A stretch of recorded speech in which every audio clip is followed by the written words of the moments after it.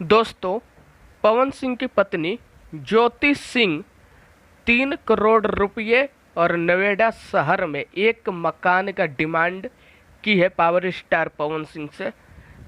क्योंकि पवन सिंह जो है ज्योति सिंह को तलाक दे रहे हैं। ज्योति सिंह को पढ़ाई लिखाई करनी है, उसके लिए खर्चा मांग रही है 3 करोड़ रुपये और नोएडा में एक मकान। अब बहुत सारे लोग बोल रहे हैं कि ज्योति सिंह बहुत गलत बात बोल रही है, पैसा ज़्यादा डिमांड कर रही है। तो दोस्तों, मैं आप लोगों को बता दूं, ज्योति सिंह ने कोई गलत डिमांड नहीं किया। ज्योति सिंह तो तलाक मांग नहीं रही, तलाक तो खुद पवन सिंह दे रहे हैं। और ज्योति सिंह 3 करोड़ रुपये कुछ ज़्यादा नहीं मांगिए, औकात के हिसाब से ठीक ठाक पैसे मांगिए। पवन सिंह कोई 500 रुपये का दिहाड़ी मजदूरी नहीं करते हैं कि उनसे 2 लाख रुपये लेके तलाक दे दे। पवन सिंह एक सुपरस्टार है, 3 करोड़ रुपये कुछ ज़्यादा नहीं है पवन सिंह के लिए।